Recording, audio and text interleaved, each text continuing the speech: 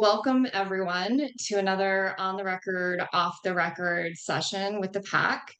Our main theme today is trustworthy AI, and we have three people speaking today: Jeff, Josh, and myself. And we all met at a Gen AI conference.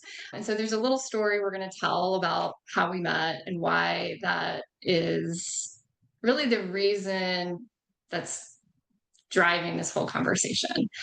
And so before we get into the actual conversation that Jeff is going to start us off with, Jeff and Josh, do you want to introduce yourselves?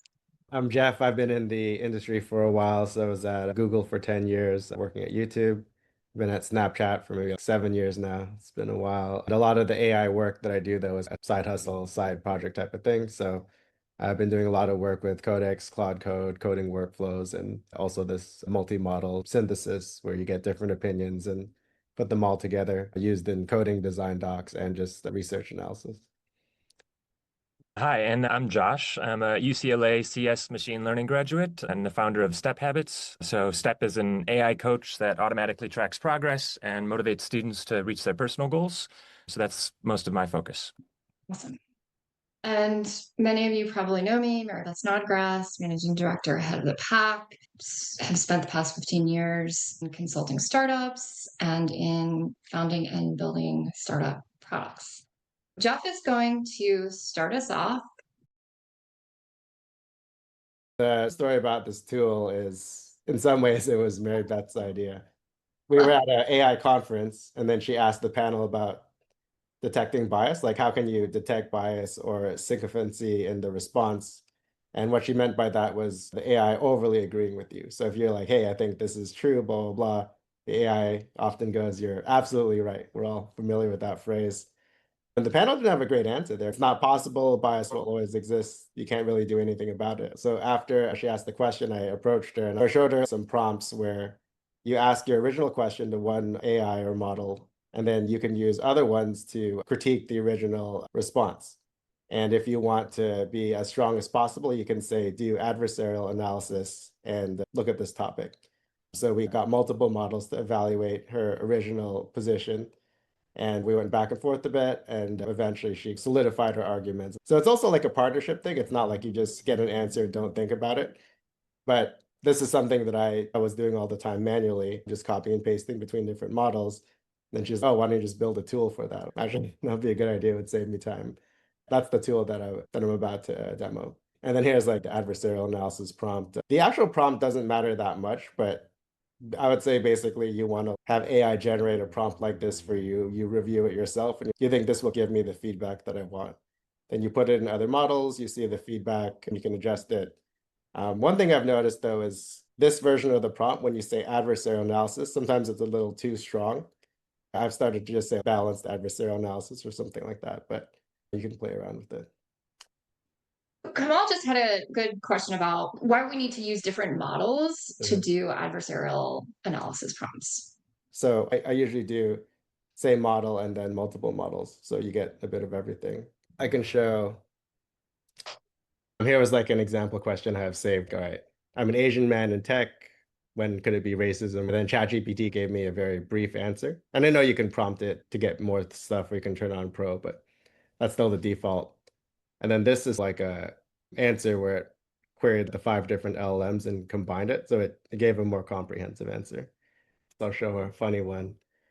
So I AI generate most of my design docs and then I like review them and correct them. So here's like a design doc. So you can actually like just copy and paste your whole design doc into here and then get feedback. So yeah, you can see like when you have multiple models, put it all together, it gives you a pretty nice like summary. I've included sources and stuff like that as well. So one thing I do is for all the models, I always turn on web search, letting them choose because I think you just get better results. And then what's cool here is you can see, okay, here's some different responses from each model. So you could compare what I get from each one. And then I also have this model contribution section, which kind of explains what they added to the overall answer. I was just going to ask Kamal, is it clear why using different LLMs is important?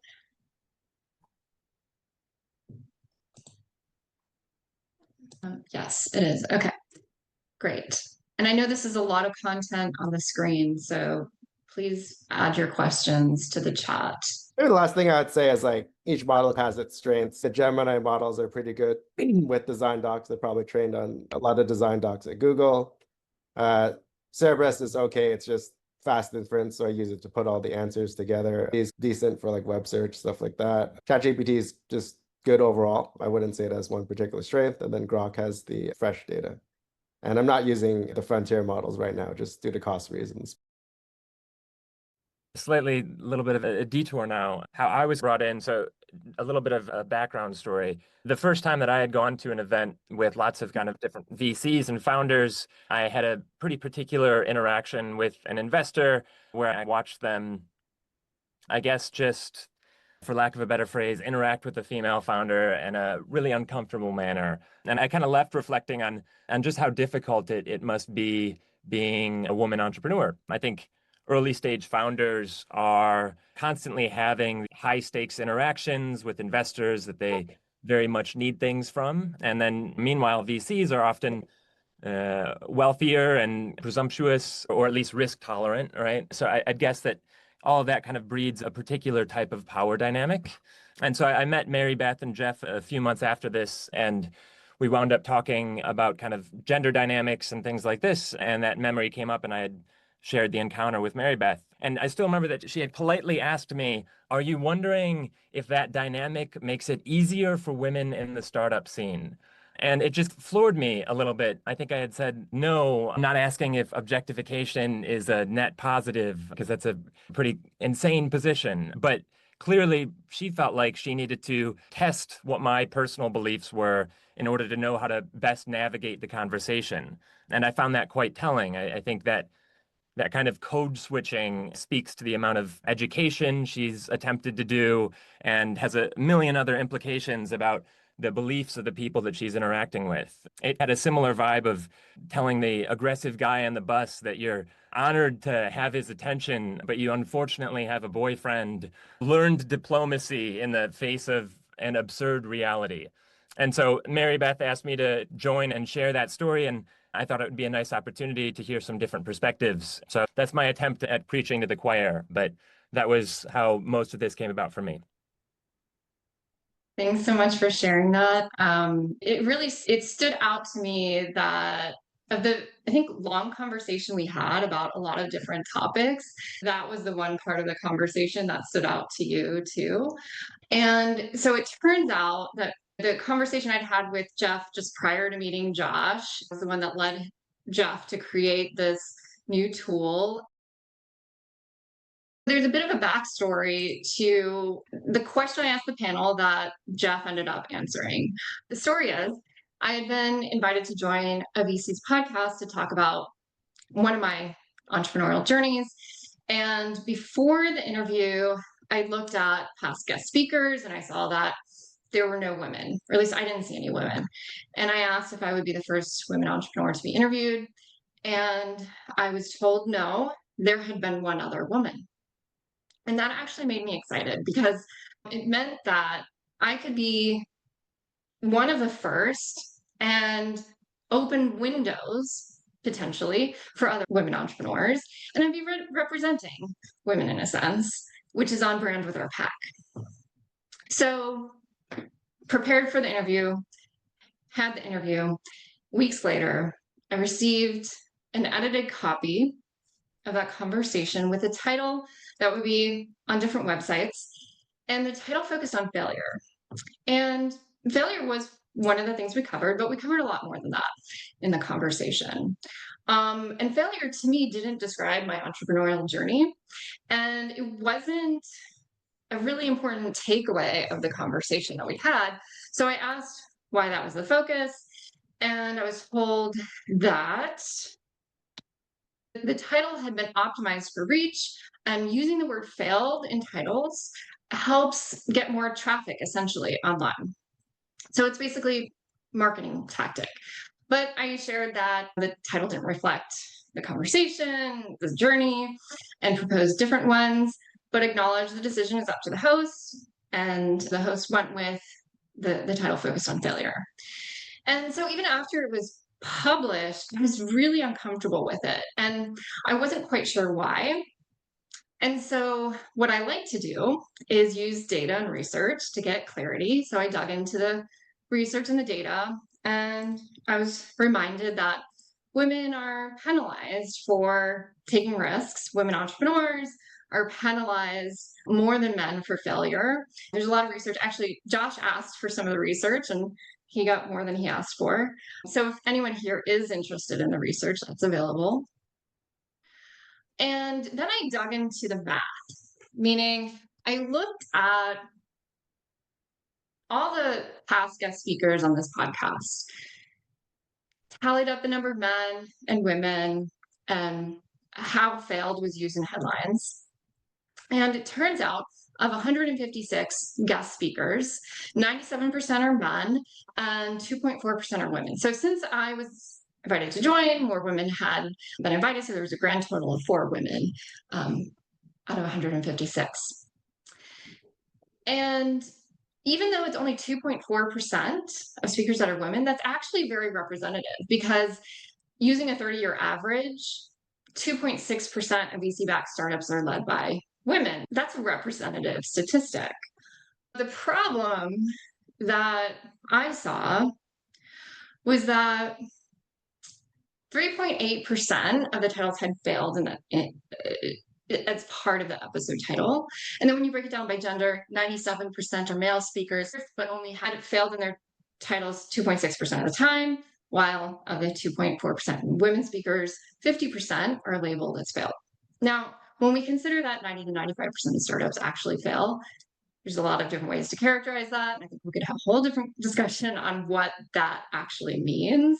It is surprising that the podcast would only attribute failure to 2 to 3% of men interviewed when using that word fail or failure is such an effective marketing tactic for them. So I gave the math to AI. I didn't share any context. I just said, these are the stats on a podcast. And I'm curious, what do you think this means? Because I didn't want to be biased in how I was looking at the situation. And so there's a long response, and it basically said, this podcast is featuring male entrepreneurs as archetypes of success and women as case studies of failure.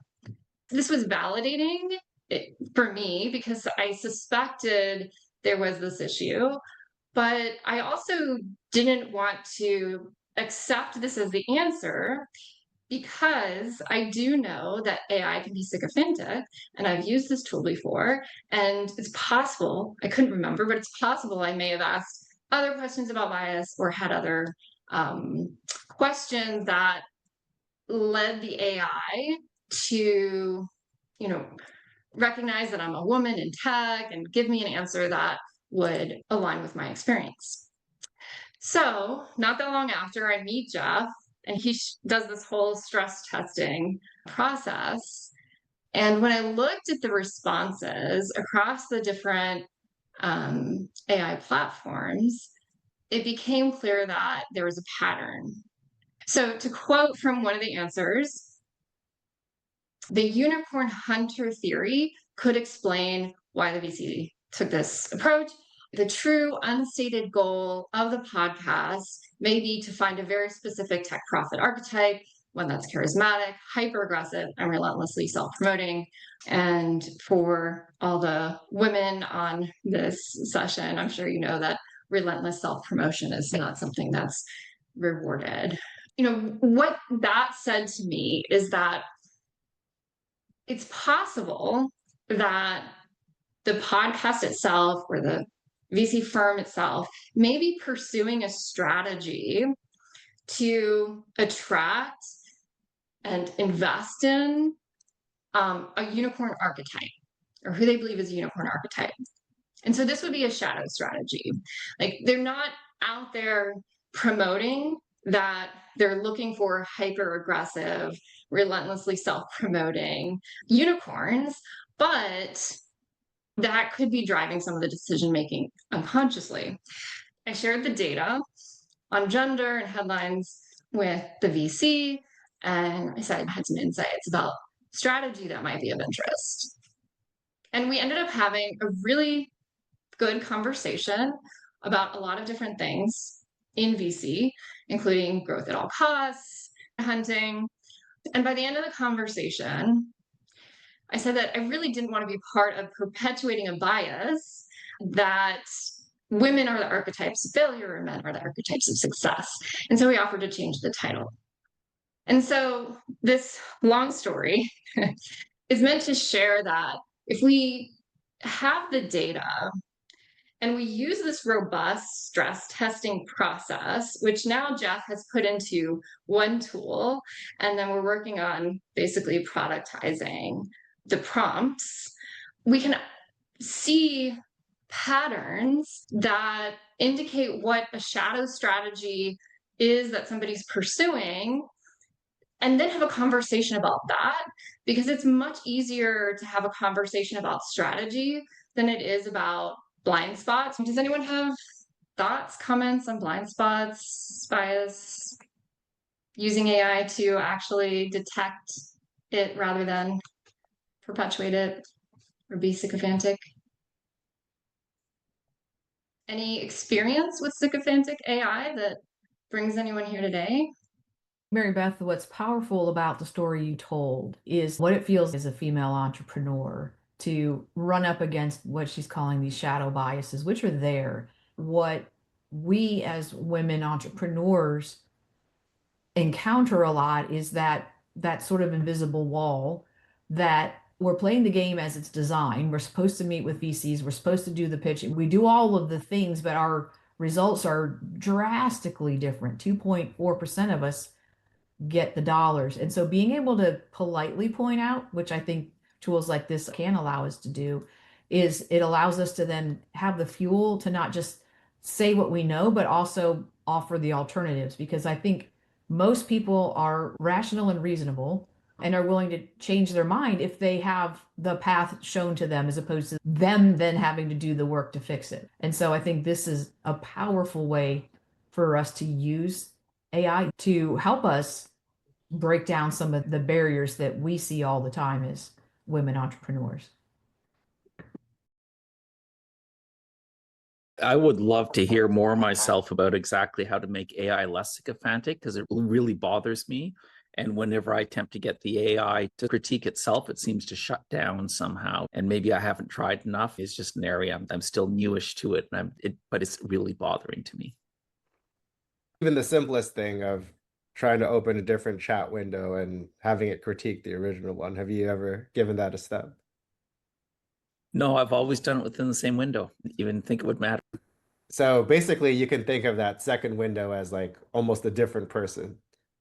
And a person in some ways is an accumulation of life history or whatever, right? And then this chat or what you're getting is an accumulation of the conversation history. And to be fair, there's some shared memory across all combos, right? But there's that.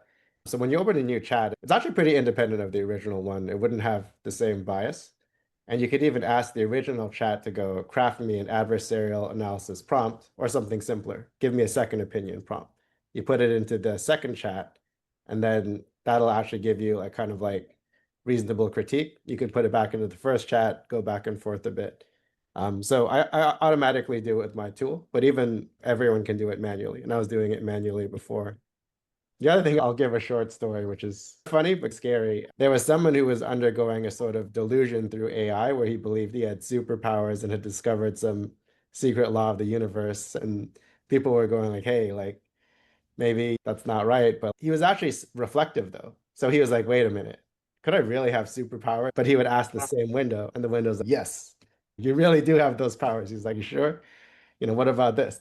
So he had ChatGPT, which induced this hallucination or whatever, reality break. And then one day he was at work and he's like, oh, wait a minute, I've got another AI at work, Gemini. It had no context. He said, Gemini, could any of this be true? Gemini's like, absolutely not. That's all fake. And then he took the Gemini response and put it back into his original ChatGPT convo. And the ChatGPT convo was like, I'm sorry, I was wrong. It's a very extreme example, but it illustrates like that value of that fresh perspective and What I do in the tool is make it more convenient. You get 5 more, put it all together in an answer. But you can always manually copy and paste it too. Takeaways I want to leave you all with are about how we can use AI to navigate challenging scenarios, which in this case it's blind spots, more strategic and more effectively. We can also use AI to help us influence decisions that we're told or we believe are not influenceable. And for me, a really telling result or lesson from my experience is that when women entrepreneurs have opportunities, and they may be rare opportunities, to tell their stories or give their pitches on their startups or open windows for other women entrepreneurs, the headlines can be retrofitted to other narratives, and it's often unintentional and unconscious.